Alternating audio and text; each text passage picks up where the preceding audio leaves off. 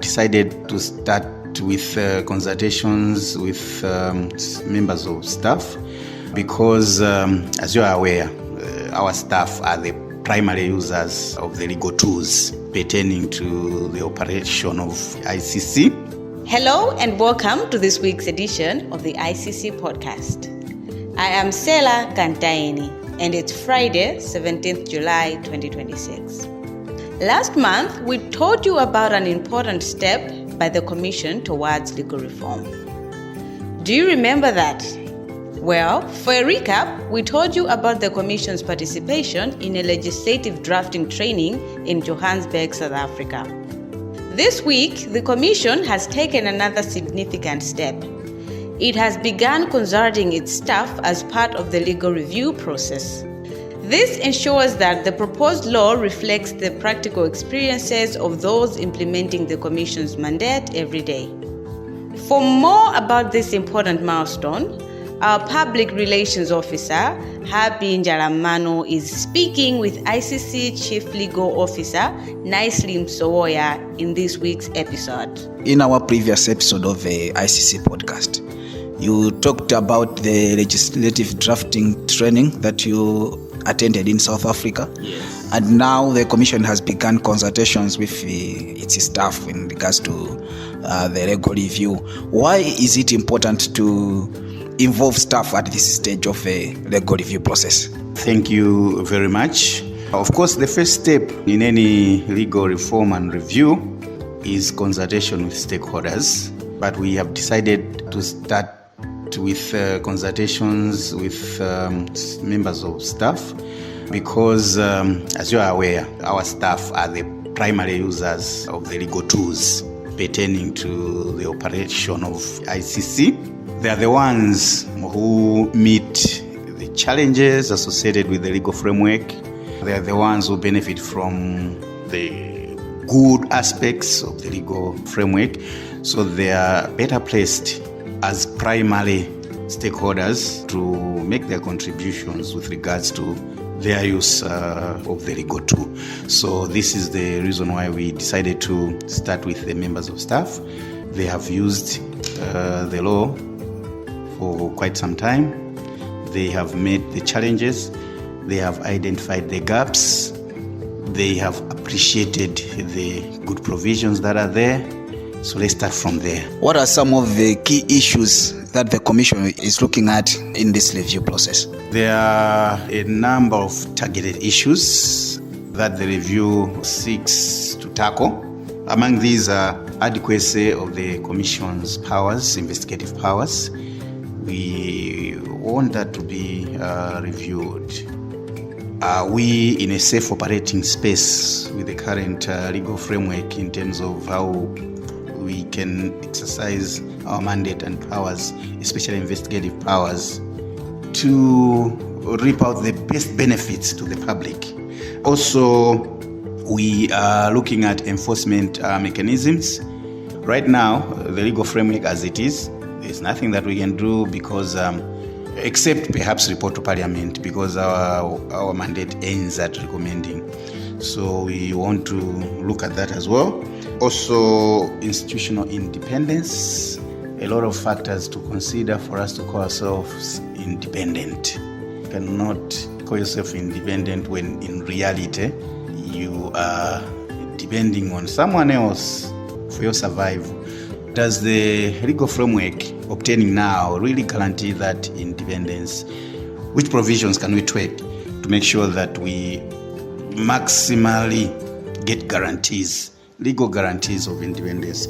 Also, we are focusing on our governance structures. We have one office, the head office, very few operational departments.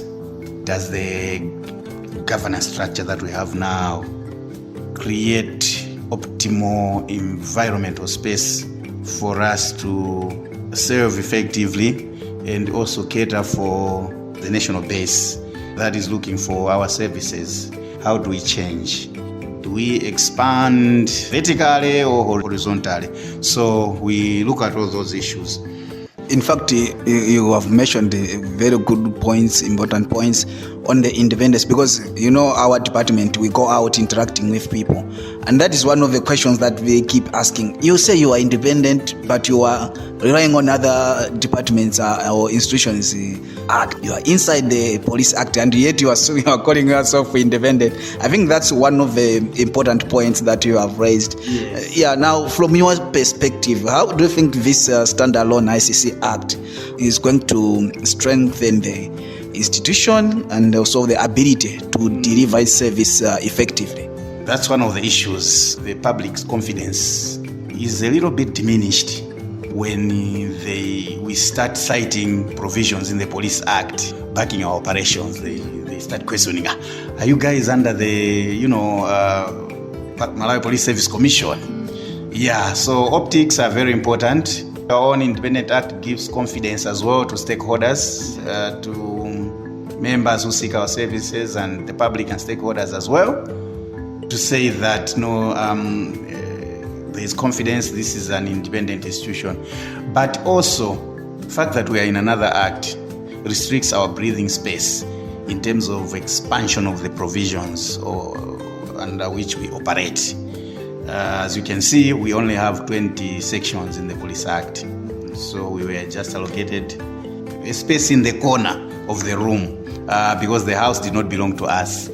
So if we have our own act, we will have the liberty of expanding now in terms of the mandate. So it will be expanded, clarified in terms of governance arrangements, accountability mechanisms, we will be free to have as many provisions as we want, whether we want to have 100 provisions, but it will be an act that will operate on the platform of clarity.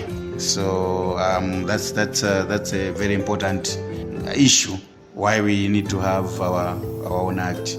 Back to the consultation process, we talked about the stage that we are currently consulting the staff. What are the next steps after that one in the review process?